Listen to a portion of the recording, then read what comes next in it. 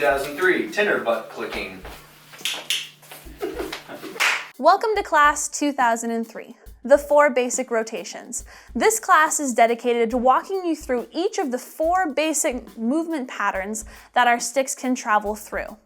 Once we get through each of these basic movement patterns, we will know all of the rotations that we will need to accomplish all of the flourishes in the upcoming series. This class is extremely important. It is the foundation on which all flourishing is built.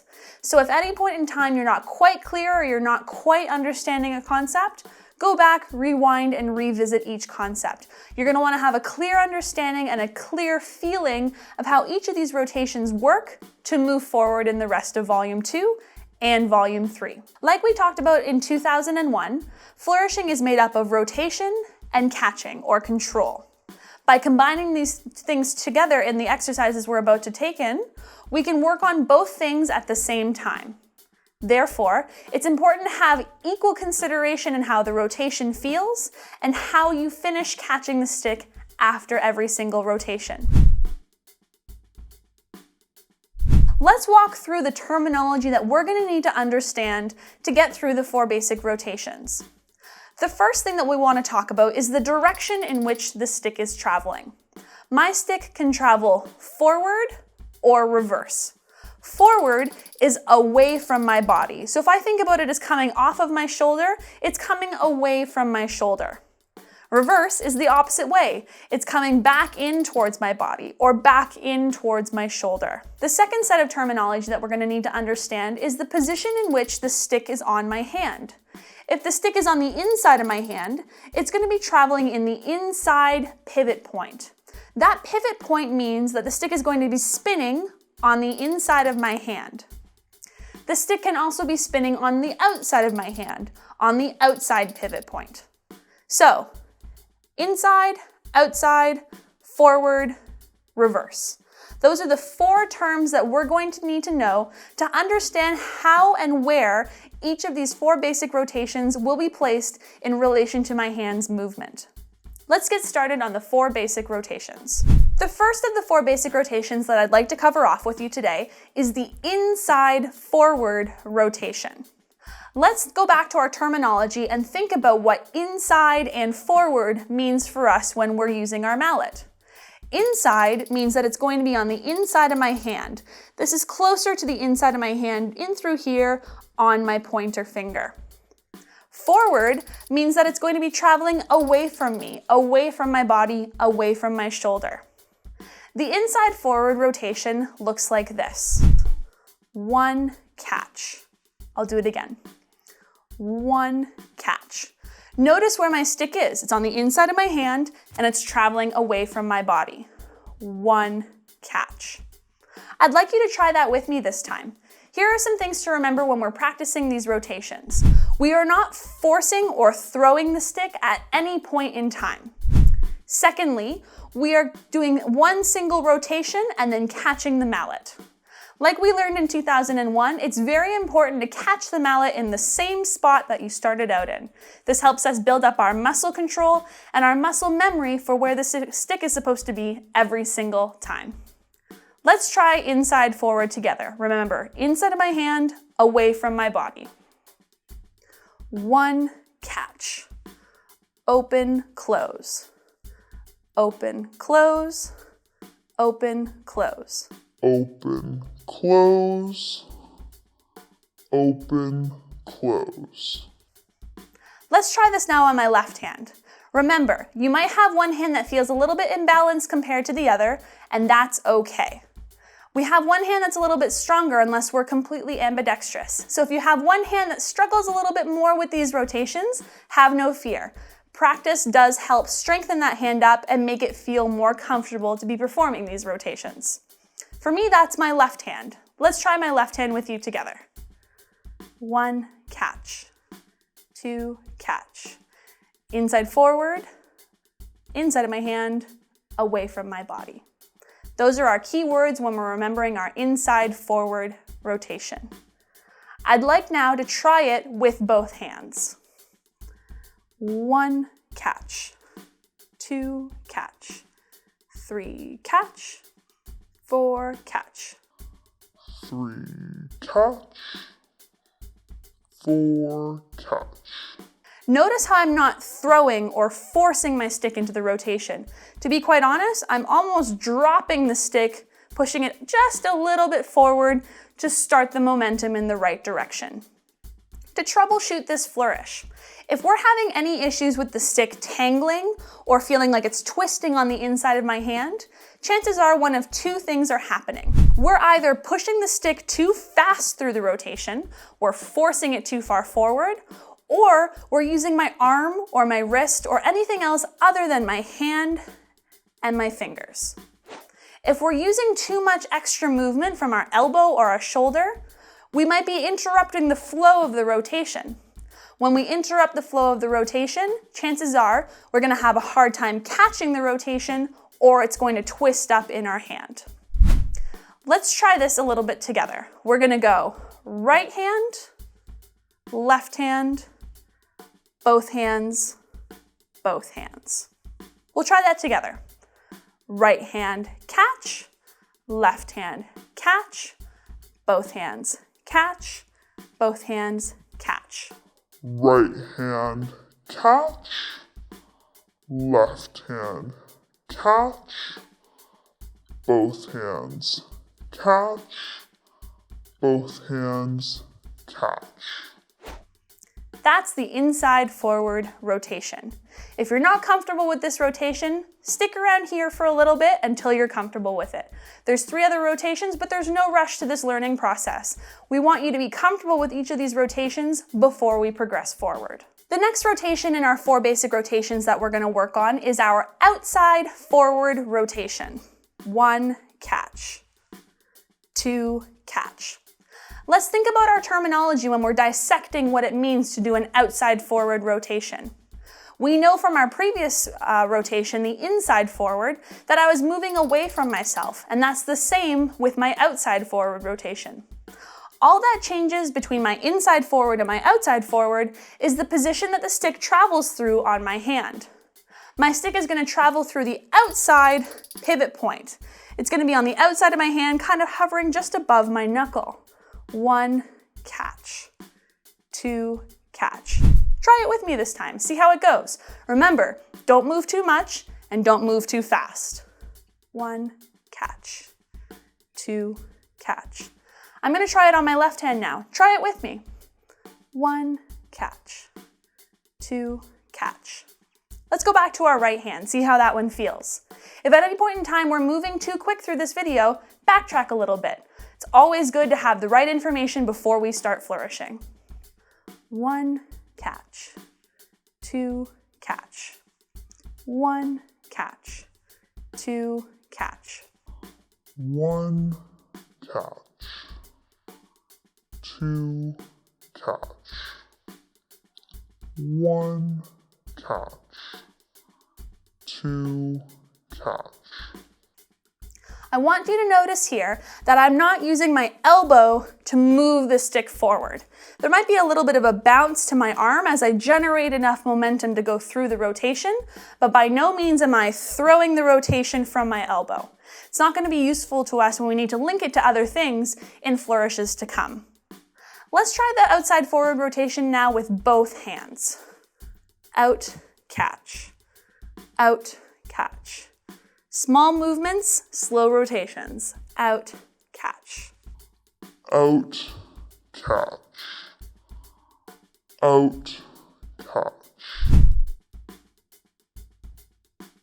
The outside forward rotation has an especially important relationship with the hand position relative to our arm. If you're noticing through this rotation that you're hitting the back of your arm, chances are one of 2 things are happening. We're either not rotating the wrist enough through the rotation to give it space, because this rotation, like the rest of them on the outside, need a little bit of extra space to travel through the motion. Secondly, I want to make sure that my arm is kept out of the way of the rotation. I'm stacking my arm underneath my hand. It's not out here because if I don't have enough wrist bend, it's going to go right into the back of my hand. So remember, with any of our outside rotations, namely outside forward to start off with, we want to have lots of wrist movement, lots of wrist dexterity, and we want to stack our arm underneath our hand to give the rotation enough space. That was the outside forward rotation. We're halfway there.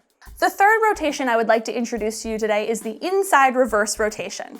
This is known among my group of students as the nasty one. And you know what? It can be the nasty one, and that's okay. We're not afraid of nasty rotations. We're going to be monster drummers. The inside reverse rotation has specific terminology that speaks to us about what we need to do, just like the other three rotations. We're back on the inside of my hand, but this time I'm traveling in towards myself on the reverse. Kind of looks like this. In, catch. In, catch. In, catch. In, catch. Now this one is absolutely notorious for twisting and tangling up on the inside of your hand, regardless of what ability level you are. It still tangles up for me all the time if I'm not careful enough. Here's what we do to make sure that it's not tangling up, and I'm going to take off my one mallet for a sec to show you. As I come around in the rotation, if the stick turns in on itself, meaning that it continues to twist, it's going to tangle itself up. I need to give this stick a little bit of a skip around so that it twists over and around itself so that the mallet stays flat on my pointer finger like it's supposed to. It's a quick little skip movement that's not as fluid as the other kinds of rotations that we've been covering off up until this point.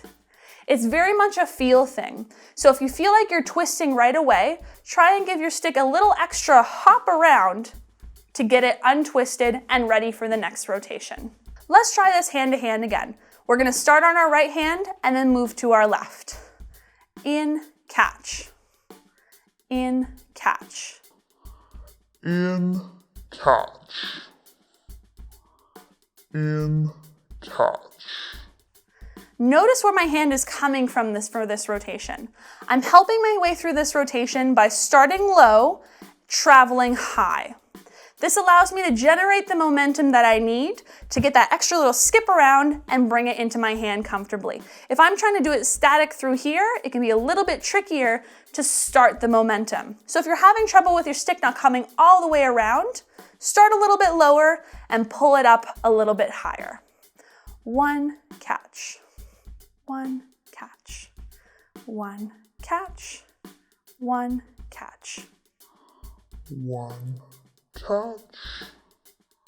One, catch. If that's feeling kind of comfortable, let's try it with both hands. In, catch. In, catch. In, catch. In, catch. In, catch. In, catch. That is the inside reverse rotation. Keep working on that, guy. It doesn't always necessarily come right away, but I know you'll get it. The fourth and final rotation in our series of basic rotations is the outside reverse rotation. Let's dissect the terminology one more time for this rotation's name. Outside means I'm traveling on the outside of my hand. Reverse means I'm traveling towards myself or towards my shoulder. It's going to look like this. One, catch. One, catch. It's important to recall the space that is required for our outside rotations to not hit our arm or get tangled up. Remember what we talked about in our outside forward moment. We need to have lots of wrist movement to get that stick all the way around, and we need to stack our arm right underneath our hand and to allow for that wrist movement to happen, giving the stick enough space. Let's try an outside reverse rotation together. One, catch. One, catch. Outside reverse, catch. Outside reverse, catch. This one can be sometimes tricky to pick up too. The reverse rotations tend to have a little bit more issue with them. However, keep working at it because I know you're going to get it for sure. One, catch. One, catch. One thing to be very mindful of when we're working on this outside reverse rotation is the position of my hand. We know that we want to make sure we have lots of wrist dexterity. Wrist dexterity does not mean my hand is turning in on itself as I come around. This is another way that the stick can end up consistently hitting our arm, which is not going to help us get that stick all the way around. If you find yourself working from here with my palm up instead of here when my palm is out, actively think about moving the wrist instead of generating the force from the arm and from the hand. That wrist dexterity is especially important in our outside reverse rotation. One catch, one catch. Notice how my hand comes back around to that palm in position instead of staying in my palm up position. Let's try that rotation with both hands now. One catch, one catch, one catch, one catch. That was the outside reverse rotation. Keep working on that guy because it's going to come up pretty quickly in our classes in Volume 2. Let's recap each of our 4 basic rotations and dissect the terminology as we go along. We started out with our inside forward rotation. Inside of my hand, away from my body. 1 catch, 2 catch. Next, we move to our outside forward rotation. Outside of my hand this time, but still away from my body.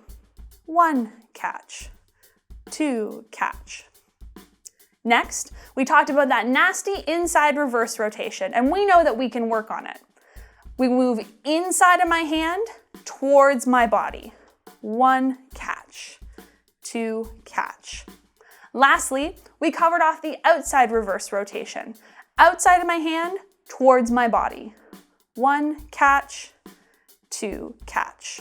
Let's try a quick exercise now. If you're familiar with all of these 4 basic rotations, we're going to do 4 on each hand at 65 beats per minute.